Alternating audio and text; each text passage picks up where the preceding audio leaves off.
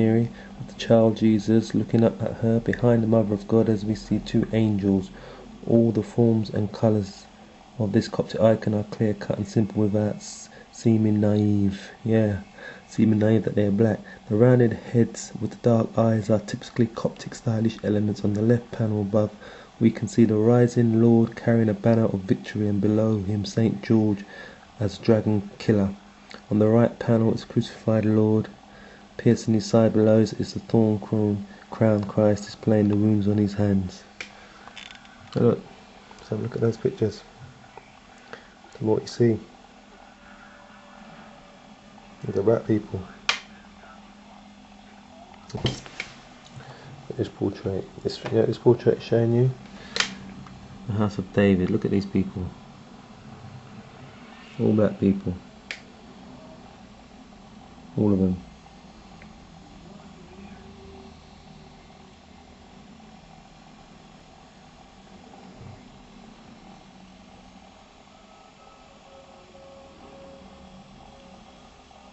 You see that? Beautiful. All of them black people.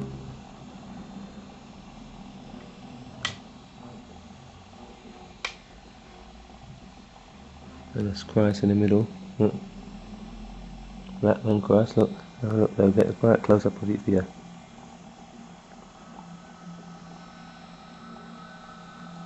Look at that.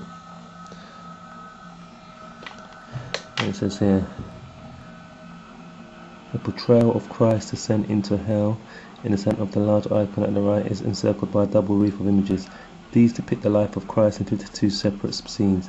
They begin with the solemn decision of the threefold God to become human in Jesus, the Logos, and they end with the Domitian of the Mother of God. The large icon at the left below, the genealogy of Christ, of Jesus, the root of Jesse, is prominently displayed.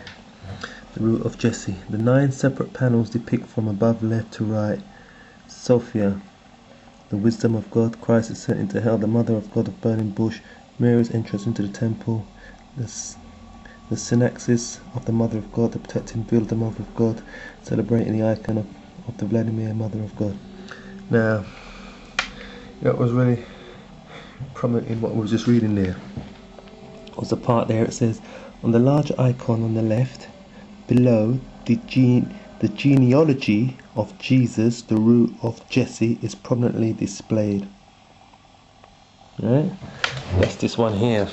So, why would it be talking about the genealogy of Christ, the root of David, if he didn't come out of the lions of David, Solomon, and come from that line there? You know, why would it be talking about that if Christ wasn't born by sperm, if Joseph hadn't impregnated Mary, because Joseph comes from the line of David and Jesse, yeah, David's father, Solomon, comes from that bloodline there. Why would this be talking about this picture depicting the genealogy of Christ if he wasn't born the same way as we all were born, through mother and father having sex? Look at that. These are 9th century pictures. Beautiful. Showing you the whole bloodline, this genealogy, which describes in Matthew chapter 1 in the Bible. Yeah. This picture here depicts Archangel Michael on his horse, Ivan the Terrible. You hear about the Russian, there's another black man, they tell he's a white man but he's a black man because all of those places were inhabited by black people back then, yeah, in the 14th century. His army, look at that, army full of black men.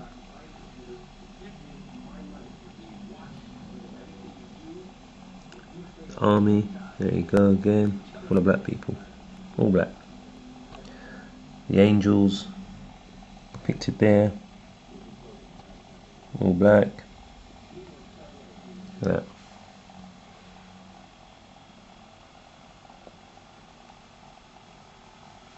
And if we come down and read what it says here,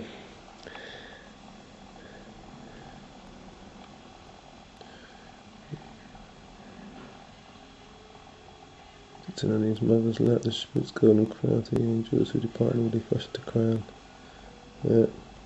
Ivan the Fourth, Vasilij Tsar and autocrat of all the Russians, adjacent in a smaller circle, the Archangel Michael sits on a winged horse as general of the three Christian military flanks.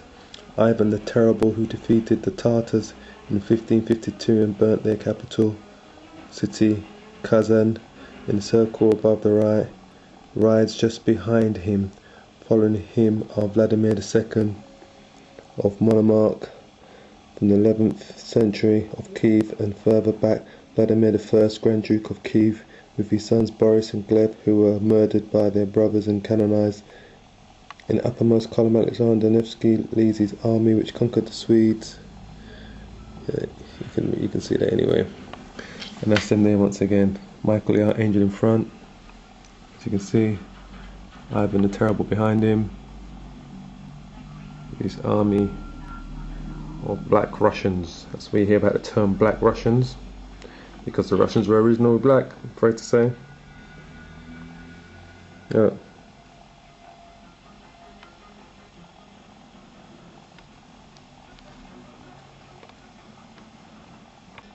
Yeah. This is a picture showing you the resurrection of Christ with Mary, his mother Magdalene, the disciples. Black man, black people, they're painting. They're not painting white people, they're painting black people, because that's who Christ was. He was a black man according to the scriptures. Revelation 1 verse 9, I think it starts out, it tells you, it describes. As you look up here, it says, the miracle of the raising of Lazarus, who had already been in the grave 3 days, was understood and celebrated liturgically in the early church as a foreshadowing of the resurrection of Christ, as a declaration of the eschatological resurrection of the dead, and last but not least, as an allusion to the new life we receive in baptism. This icon shows realistically how the door to the grave is removed and Lazarus appears. The focal point is the triangle formed by the grieving sisters at the feet of Jesus, the men opening the grave, and the resurrection of Lazarus. Jesus and his disciples are separated from the rest of the people by a rocky ledge, so that two more groups are formed. Thus this icon radiates serenity despite the many persons depicted. Our attention is directed from the outstretched arm of Jesus to the man raised from the death, the raising of Lazarus. And look again, got another beautiful picture. Same thing. See Christ there with the black people. Have a look carefully. Look at them. All depicted as black people, just like I see in this one, which is even in more detail.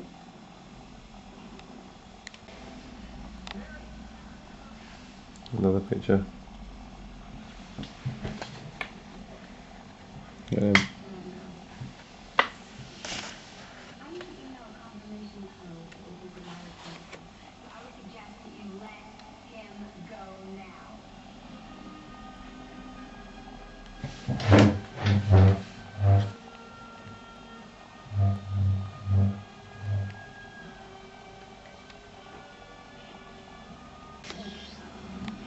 Picture of Christ as a child.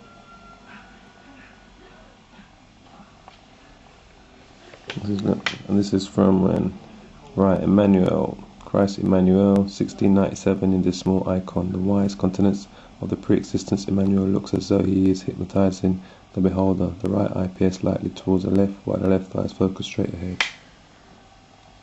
That's him there.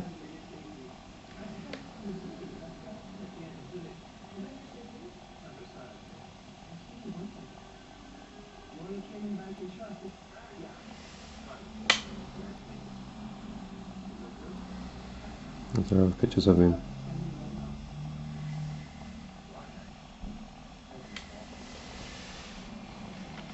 More icons showing you the Israelites. All these pictures. This is another 14th century picture.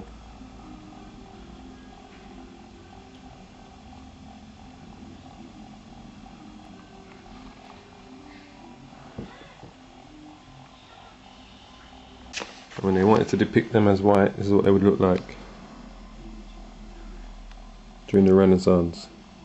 When they want to change Mary to white, look, you can clearly see they paint them as white.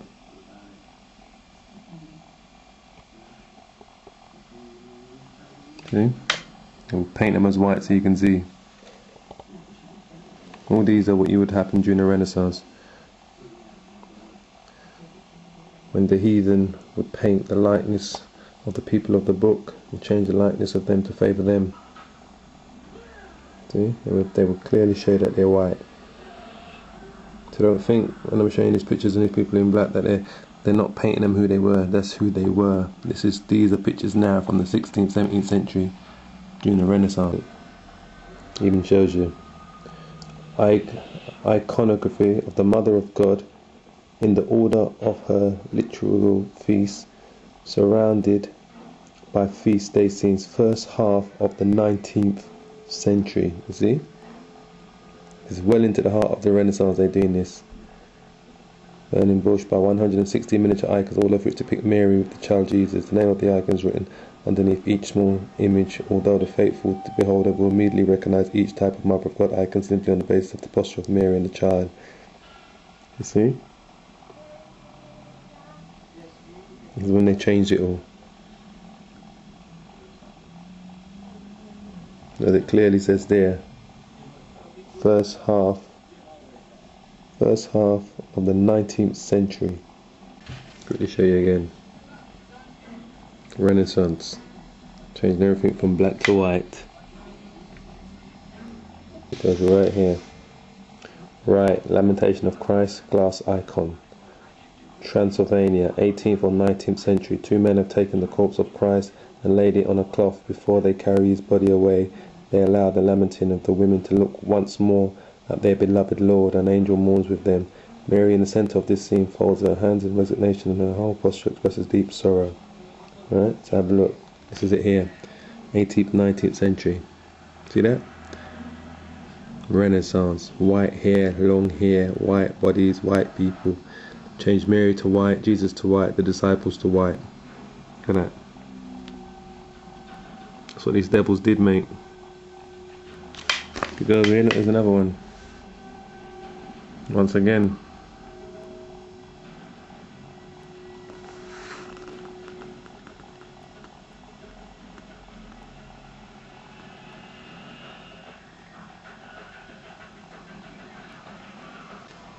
We'll look at the original pictures of Mary, white woman.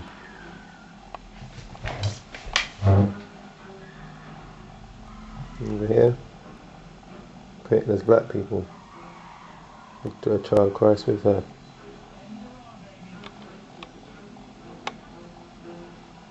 Yeah. This book is called Icons, Fascination and the Reality. That's what it's called. Yeah. By Conrad Honest and Anne-Marie Sniper. And even the cover of it, they show you Christ and Mary, black woman, black baby, in the picture. Because I know what they did, these devils. But the scripture says, Jacob will not wax his face white, pale, never. And you can see, this is another picture showing you the Egyptians going after the children of Israel during the time of the Exodus. Pharaoh there, black Egyptians as we know, and those are the children of Israel, depicted black. These are pictures from the ancient sites in Egypt, in Luxor, yeah. And as it says here, it says, and it was told the king of Egypt that the people fled, and the heart of Pharaoh was turned, and he made ready his chariots and pursued after the children of Israel. Exodus 14, chapter 14, verse 5 to 8. And children of Israel, as you can see, are all black people that he's pursuing. He's not pursuing no white people there. These are portraits of Joseph, black man, as you can see. And these are more portraits here. And these are all from the relics that have been left in Egypt on the walls, painted in temples, in the Valley of the Kings and the Valley of the Queens, in Luxor, all throughout. Look at these Hebrew Israelites, and this is a picture, okay, that's depicted of Abraham going down into Egypt, roughly 2000 BC. Yeah, look at that, right, with the Israelite women. These Israelite women, and these are black people. Look, let's look at their features. Look at these, yeah, with their afros and their beards. And over here, you see, looks at, and Abraham went down into Egypt to sojourn there, for the famine was grievous in the land. A wall painting in a tomb at Beni Hassan in Egypt gives us a lively impression of how we should think of the patriarch and his family as they made their way into the land of the pharaohs. This valuable record, dating from about 1900 BC, shows us a caravan of desert Bedouins led by a foreign prince. The men have long hair which comes low over their brow and hang down at the back. They wear imperial beads, Leviticus chapter 19 verse 27, 21 and 5, which are neatly trimmed. Samuel 2 chapter 19 verse 24. Their dress is varied, and some are clad in the cloaks reaching just below the knee. Look at that. Perfectly showing you them. These are Israelites, black Israelites going down. This is Abraham. This is a picture of Abraham and his family going down into Egypt for the first time due to the famine in the land of Ur, where he lived with his father previously. So this is another picture of the Israelite. This is of King David when he had defeated the lion that had taken the sheep, and he took the sheep from the lion's mouth and then went and defeated the lion. As we should tell you anyway. And David said unto Saul, thy servant kept his father's sheep, and there came a lion and took a lamb out of the flock, and I went after him and smote him and delivered it out of his mouth. And when he arose against me, I caught him by his beard and smote him and slew him. It's in Samuel 1 chapter 17 verse 35.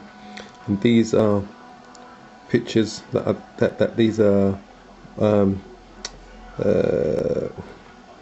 old relics that they found in Israel, showing you this of King David, the Israelite king. These are Israelite women. These are more artifacts from over 3,000 BC. Look at them with their braided hair. Have a close look.